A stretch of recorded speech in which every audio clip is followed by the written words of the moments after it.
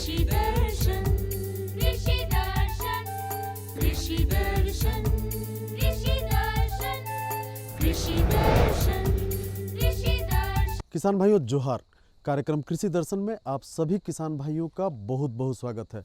जानकारी हमारे पास बहुत है और हम दिलवाएंगे भी, लेकिन उससे पहले आइए हम आपको दिखाते हैं कृषि समाचार। नमस्कार, कृषि समाचार में आपका स्वागत है। मैं हूं पूनम। आइए देखते हैं आज कृषि समाचार में क्या है खास। गढ़वा के महिला स्वयं सहायता समूह को कृषि उपकरण बैंक के लिए दिया जाएगा अनुदान। चालू वित्तीय वर्ष में राज्य के 10 लाख हेक्टेयर भूमि पर होगी रबी फसलों की खेती। कद्दू के बेहतर उत्पादन के लिए लगाएं उन्नत प्रभेद पूसा नवीन। अब समाचार विस्तार से। गढ़वा जिला में खेती के लिए मजदूर न मिलने की समस्या से निजात दिलाने और उपज में बढ़ोतरी करने के उद्देश्य से कृषि उपकरण बैंक स्थापित करने की योजना बनाई गई है। इस योजना के तहत गढ़वा जिले के महिला स्वयं सहायता समूह को छोटे कृषि उपकरण बैंक स्थापित करने के लिए सरकारी अनुदान दिया जाएगा। अनुदान की राशि 2 लाख रुपए होगी। शेष राशि महिला स्वयं सहायता समूह को स्वयं वहन करना होगा। इस योजना से लाभ लेने के लिए गढ़वा जिले के महिला स्वयं सहायता समूह भूमि संरक्षण पदाधिकारी कार्यालय संयुक्त कृषि भवन गढ़वा में 7 दिसंबर 2016 तक अपना आवेदन पत्र जमा कर सकते हैं। कृषि विभाग ने इस साल रबी के मौसम में करीब 10 लाख हेक्टेयर में खेती करने का लक्ष्य रखा है। 2078.45 हजार हेक्टेयर में खाद्यान्न, 401.5 हजार हेक्टेयर में दलहन और 395.18 हेक्टेयर में तिलहन लगाने का लक्ष्य है। इसमें करीब 16 लाख टन खाद्यान्न उत्पादन होने की संभावना है। कृषि विभाग ने जिलावार फसल के हिसाब से लक्ष्य तय कर दिया है। अधिकारियों को तय लक्ष्य प्राप्त करने का निर्देश भी दे दिया गया है। राज्य के पलामू प्रमंडल में चने की खेती को बढ़ावा देने का लक्ष्य रखा गया है। झारखंड के बड़े भूभाग की मिट्टी अम्लीय है, इससे फसल की उपज घट जाती है। राज्य के किसान मिट्टी की अम्लीयता दूर करने के लिए चूना या डोलोमाइट खेत में डालें, इससे मिट्टी की उर्वरता बढ़ेगी। मिट्टी में अम्ल की मात्रा एक सीमा से अधिक होना पोषक तत्वों में असंतुलन की पहचान है। अम्ल की अधिकता अन्य पोषक तत्वों की कार्यक्षमता को प्रभावित करता है। इससे न ही पौधों का सही विकास होता है, न ही अच्छी उपज मिलती है। किसान भाई मिट्टी की अम्लीयता को कम करने के लिए चूना या डोलोमाइट 120 से 150 किलोग्राम प्रति एकड़ की दर से खेत में डालें। मिट्टी की अम्लीयता दूर करने के लिए किसान भाइयों को ये है कि परीक्षण के उपरांत अगर उनकी मिट्टी में पीएच मान कम है, उसमें चूने की मात्रा, डोलोमाइट की मात्रा 120 केजी से 150 केजी तक डालें। प्रति एकड़ की दर से डालने से उनकी मिट्टी में जो अम्लता है उसको दूर किया जा सकता है और उसके उपरांत उसमें मिट्टी के पोषक तत्वों की उपलब्धता को बढ़ाया जा सकता है। किसान भाई आप यदि लत्तेदार सब्जी फसल कद्दू की आगात खेती करना चाहते हैं तो दिसंबर से जनवरी तक बुआई कर सकते हैं। आगात कद्दू के बेहतर उत्पादन के लिए उन्नत प्रभेद पूसा नवीन या अर्का बहार लगाएं। किसान भाई लत्तेदार सब्जी फसल कद्दू की बुआई में 4 से 6 किलोग्राम बीज प्रति हेक्टेयर की दर से लगाएं। इसमें 3 से 5 बीज प्रति थाला बोएं। इसमें पौधों के बीच 2.5 से 3 मीटर की दूरी रखें। अच्छी उपज के लिए कद्दू के उन्नत प्रभेदों में पूसा नवीन या अर्का बहार लगाएं। इनकी उत्पादन क्षमता 150 से 200 क्विंटल प्रति हेक्टेयर है।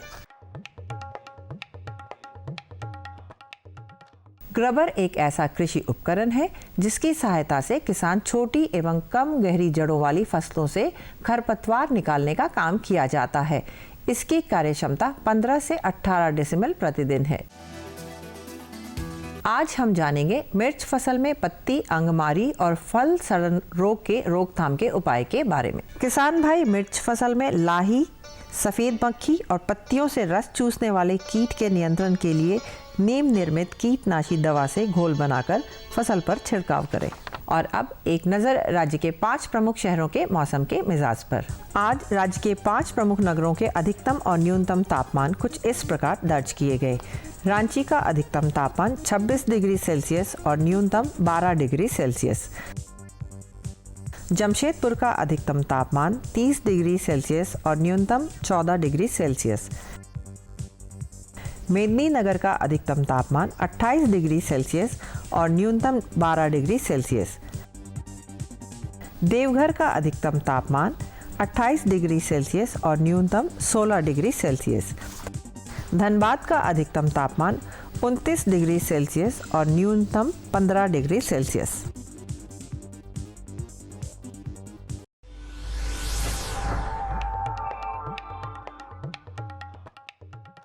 और अब मंडी भाव में आइए नजर डालते हैं अनाजों के भाव पर। आज कृषि उत्पाद बाजार समिति लोहरदगा में विभिन्न खाद्यान्नों के थोक भाव कुछ इस प्रकार दर्ज किए गए। चावल मोटा 1700 रुपये से 1900 रुपये, चावल मध्यम 2000 रुपये से 2200 रुपये, चावल उत्तम 2900 रुपये से 3200 रुपये, गेहूँ 1810 रुपये से 2000 रुपये, दाल अरहर 9500 रुपये से 10,000 रुपये, सरसों तेल 11,000 रुपये से 13,000 रुपये, चीनी 4,000 रुपये से 4,200 रुपये, आलू 2,000 रुपये से 2,500 रुपये और प्याज 1,500 रुपये से 2,000 रुपये प्रति क्विंटल रहा। कृषि समाचार में इतना ही। अगले दिन अगले अंक में फिर मुलाकात होगी कुछ ताज़ा तरीन खबरों के साथ। तब तक के लिए दीजिए इजाजत। नमस्कार, जोहार। तो किसान भाइयों, अभी आप देख रहे थे कृषि समाचार। इसमें आपने ली कृषि से संबंधित तमाम जानकारी, मौसम के मिजाज से भी अवगत हुए और मंडी के भाव को भी आपने अच्छी तरह से जाना। यहाँ लेंगे हम एक छोटा सा विराम, कहीं जाइएगा नहीं, हम यूं गए और यूं आए। ये लो और बताओ। बस। अरे ये क्या भैया जी, बस इतनी सी रासायनिक खाद? किसानी छोड़ रहे हो क्या? किसानी नहीं, नादानी छोड़ रहे हैं। मिट्टी की जांच कराई है। अब तो लालाजी जितनी जरूरत है उतने ही उर्वरक खेत में डालेंगे। हाँ, किसान भाई आज ही अपने जिले की नजदीकी भूमि परीक्षण प्रयोगशाला में मिट्टी की जांच जरूर करवाएं और मिट्टी में पोषक तत्व, नमी व पौधे के विकास को देखते हुए केवल जरूरत के अनुसार ही पोषक तत्व डालें। और हाँ, मिट्टी में गंधक, जस्ता, बोरोन जैसे सूक्ष्म पोषक तत्वों का पता लगाना भी न भूलें। उर्वरक और जैविक खाद के सही उपयोग से भूमि का उपजाऊपन बनाए रखें, उत्पादकता बढ़ाएं, खर्चा घटाएं और बहुमूल्य विदेशी मुद्रा बचाने में भी सहयोग दें। और हाँ, धीमी गति से नाइट्रोजन उपलब्ध कराने वाले उर्वरकों जैसे नीम लेपित यूरिया को प्राथमिकता दें और यूरिया का पत्तों पर छिड़काव करें। अरे वाह, तू तो सचमुच समझदार हो गया रे। अधिक जानकारी के लिए संपर्क करें जिला कृषि अधिकारी या किसान कॉल सेंटर। जैसा कि हम आपको बता रहे थे कि आपके लिए आज की जानकारी बहुत ही खास और महत्वपूर्ण है और हमारा यह कार्यक्रम खासकर उन किसान भाइयों के लिए है जो पशुपालन करते हैं और सुदूरवर्ती ग्रामीण इलाकों में रहते हैं। ऐसे में उन्हें चिकित्सीय लाभ नहीं मिल पाता है। ऐसे में अगर उनके पशु बीमार होते हैं तो उसका देशज यानी घरेलू उपचार कैसे करें। अगर बुखार लग जाए, चोट लग जाए, घाव हो जाए तो उसका घरेलू उपचार कैसे करें, आइए हम विशेषज्ञ से जानते हैं। किसान भाइयों, आज का अंक हमारे वैसे किसानों के लिए है जो काफ़ी दूर दराज में रहते हैं, पशुपालन करते हैं। उन तक हमारे जो डॉक्टर हैं उनकी पहुंच नहीं है या उनके पास साधन नहीं है, तो इलाज कैसे करें, और ख़ासकर अभी ठंड के मौसम में।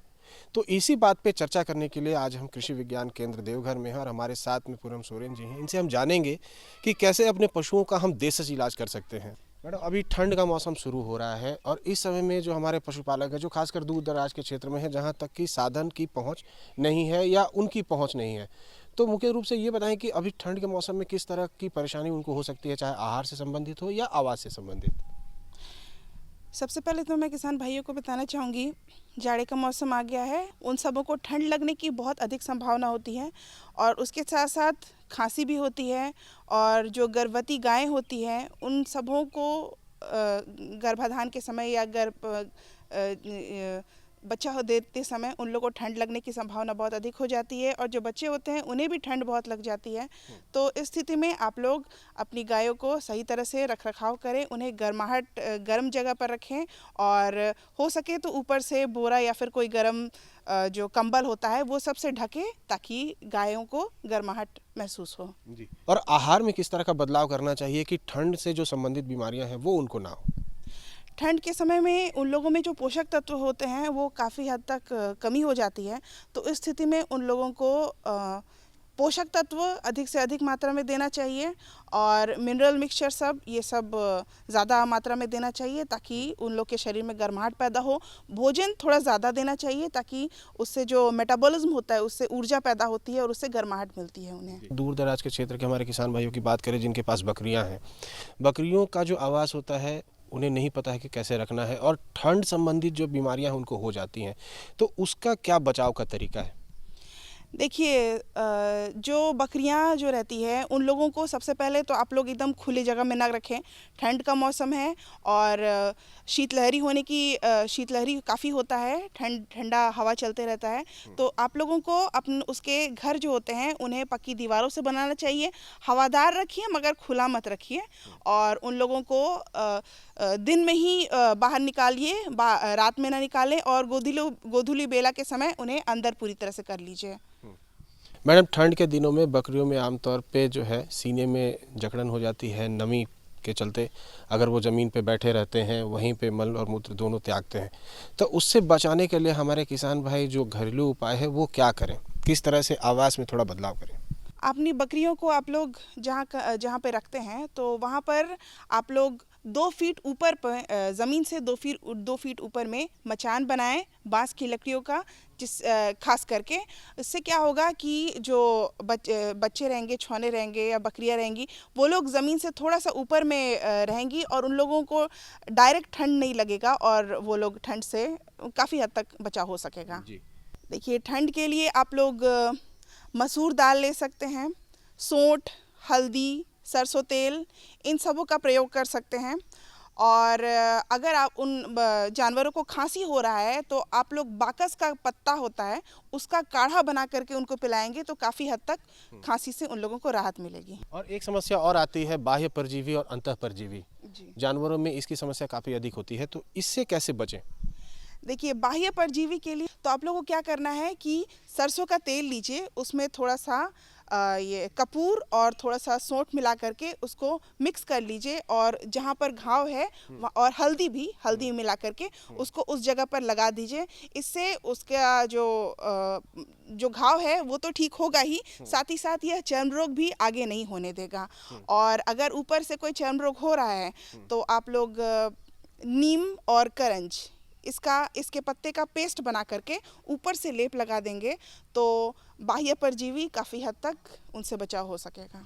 अगर हम बात करें कि जैसे हमारे गाय हैं, उनका कभी कभी क्या होता है कि प्रोडक्शन घट जाता है, चाहे आहार से संबंधित हो या किसी भी और तरह से, और बाहर जो छोटे किसान हैं वो महंगे मिनरल मिक्सचर वगैरह खरीद नहीं सकते, तो घर पे या उनके पास जो उपलब्ध संसाधन है, खाद्यान्न है, उससे वो कैसे पौष्टिक आहार बना के उनको दे सकते हैं?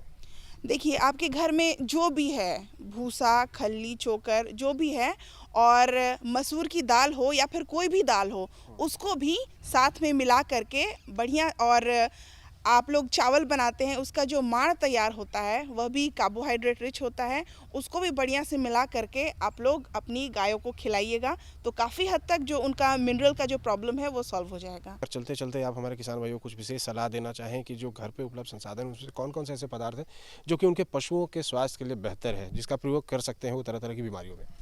देखिए, घर में ही बहुत सारी ऐसी चीज़ें होते हैं जिससे काफ़ी सारे रोगों का निदान हो सकता है। आप लोग जो आप लोग की गर्भवती गाय होती है, जब बच्चा दे देती है उन लोग को ठंड लगने की संभावना होती है, तो उस समय आप लोग उसमें मसूर दाल, सौंठ, ज्वाइन, हल्दी, सरसों तेल ये मिला करके अपनी जो गायें हैं उनको दीजिए और इससे उन लोगों को ठंड लगने की संभावना काफ़ी हद तक ठीक हो जाएगी। और साथ ही साथ पेट फूलने का जो दिक्कत आता है उसमें आप लोग के घर में मेथी होता है या ज्वाइन होता है तो ये सब को आप लोग थोड़ा थोड़ा ले करके अपनी गायों को खिलाइएगा, तो उससे भी पेट फूलने का जो संभावना है वो भी ख़त्म होगा। या फिर आप लोग के घर के पास अगर घर में अगर तारपीन तेल हो तो तारपीन तेल भी पिलाइए थोड़ा सा, 1 कप जैसे, तो उससे भी पेट में गैस नहीं होगा। तो किसान भाइयों, देखा आपने कि हमारे विशेषज्ञ ने आपको जो आपके पास गाय हैं, जो पशु हैं, उनके इलाज के जो देसी तरीके हैं, जो हमारे घर पे उपलब्ध संसाधन हैं, उससे कर सकते हैं, इसके बारे में काफ़ी विस्तार से बताया। मैडम, आप हमारे कार्यक्रम में आई, हमारे किसान भाइयों को इस विषय पर इतनी अच्छी जानकारी दी, इसके लिए आपका बहुत बहुत धन्यवाद। बहुत धन्यवाद। तो हमारे पशुपालक भाई, कैसी लगी आपको यह जानकारी? हम उम्मीद करते हैं कि यह जानकारी आपको बहुत अच्छी लगी होगी, और अगर विशेषज्ञ की सलाह मानेंगे तो आपको बहुत लाभ होने वाला है और आपके पशु बहुत स्वस्थ रहेंगे। फिर यहाँ भी वक्त हो चला है एक छोटे से विराम का, कहीं जाइएगा नहीं, हम फिर यूं गए और यूं आए।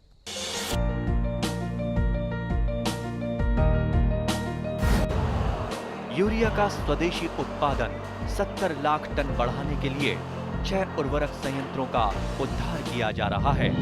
FCIL के गोरखपुर, सिंदरी, तलचर और रामागुंडम संयंत्र, HFCL की बरौनी इकाई और BVFCL की नामरू 4th। सोने पर सुहागा ये है कि देश में अब बनेगा सिर्फ नीम लेपित यूरिया, क्योंकि इससे होगा किसानों का फायदा ही फायदा। अनाज का उत्पादन 10% तक बढ़ेगा, बढ़ेगी 10 से 15% नाइट्रोजन क्षमता।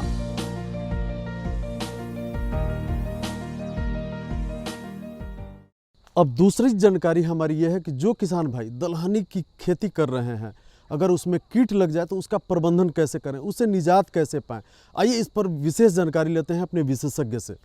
आपको हम नई नई जानकारी देते रहते हैं। आज उसी कड़ी में एक नई जानकारी के साथ जामताड़ा में उपस्थित हैं और आज जानेंगे कि दलहनी फसलों में कीट प्रबंधन कैसे करें।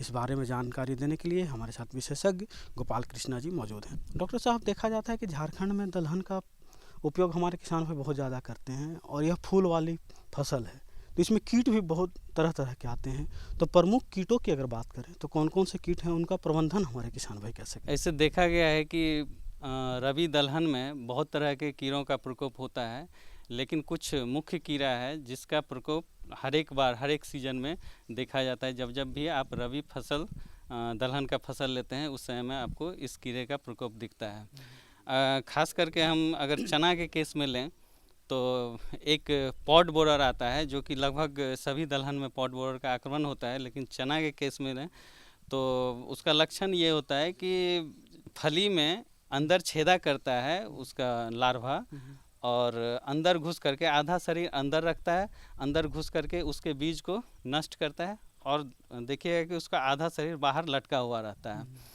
तो अगर इस तरह का कीड़ा अगर आपके खेत में दिखाई देता है किसान भाइयों, तो आप समझिए कि जो वहाँ पे हेलिकोवर्पा अर्मीजेरा का प्रकोप हो गया है। अब इसके लिए सही समय पे प्रबंधन बहुत ही ज़रूरी है, अन्यथा भारी नुकसान पहुंचा सकता है।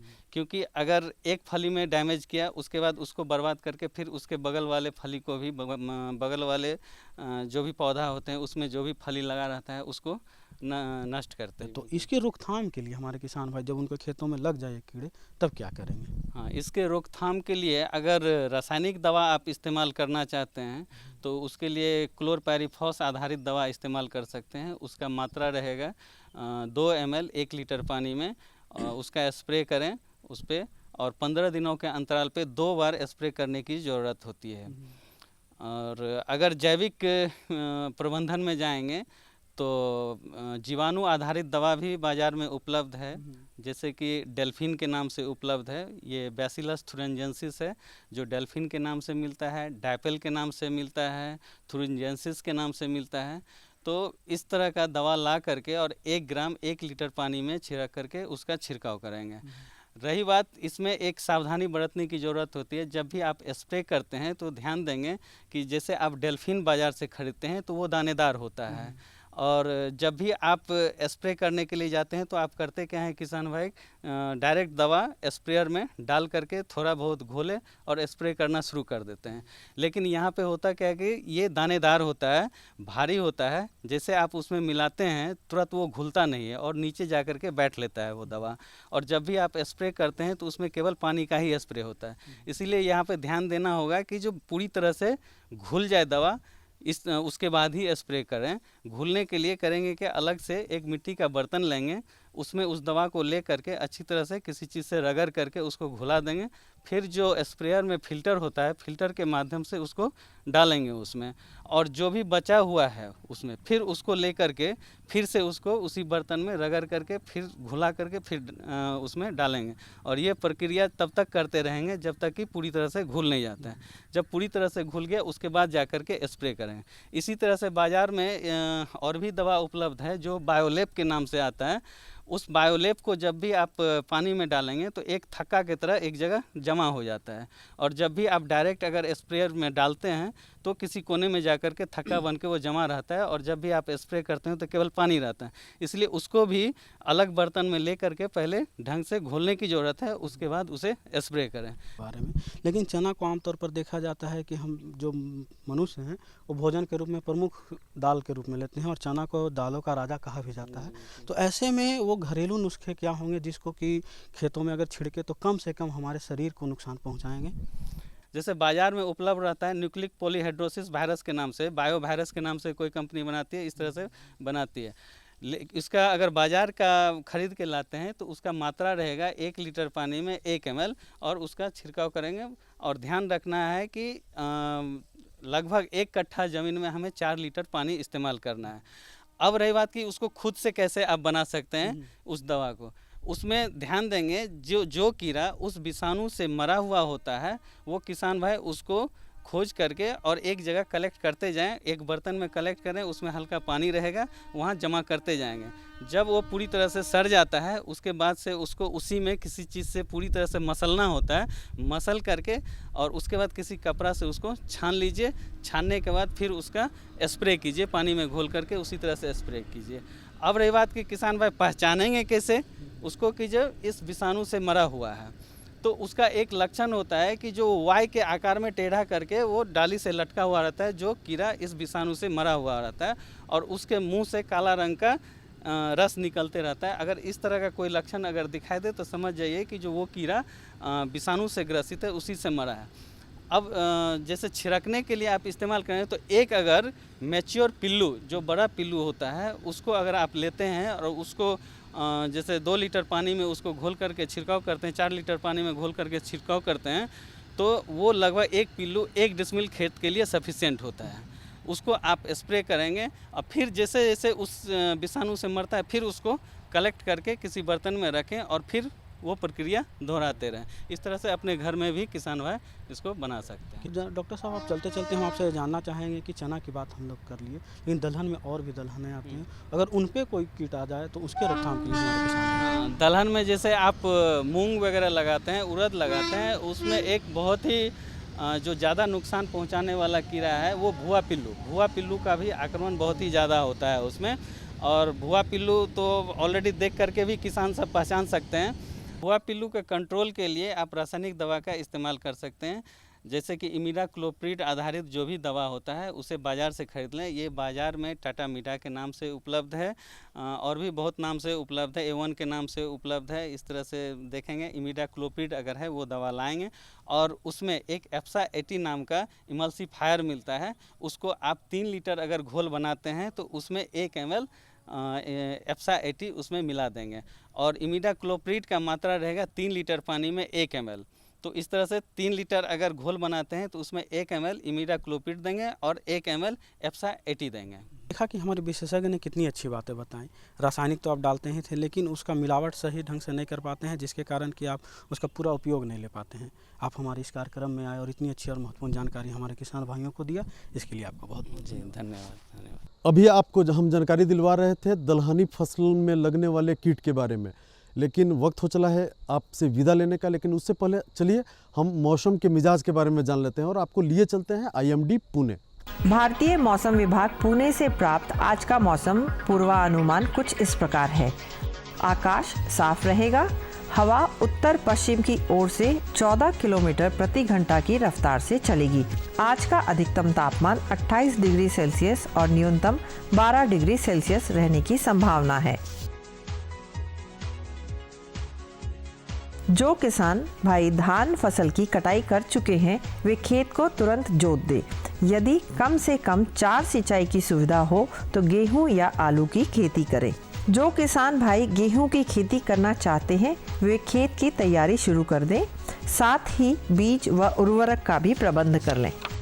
चलिए किसान भाइयों, तो अब आपको मौसम की भी जानकारी हो गई और वक्त हो चला है अब आपसे विदा लेने का। लेकिन उससे पहले अगर आपके पास कोई समस्या है जिसका समाधान आप चाहते हैं या हमें कोई सुझाव देना चाहते हैं तो हमारा आग्रह है कि आप हमें पत्र अवश्य लिखें। हमारा पता है कार्यक्रम कृषि दर्शन, कृषि प्रकोष्ठ द्वारा, केंद्र निदेशक, दूरदर्शन केंद्र, रातू रोड, रांची। हमारा पिन संख्या है 834001। तो इसी के साथ हमें और हमारी पूरी टीम को दीजिए इजाज़त। नमस्कार।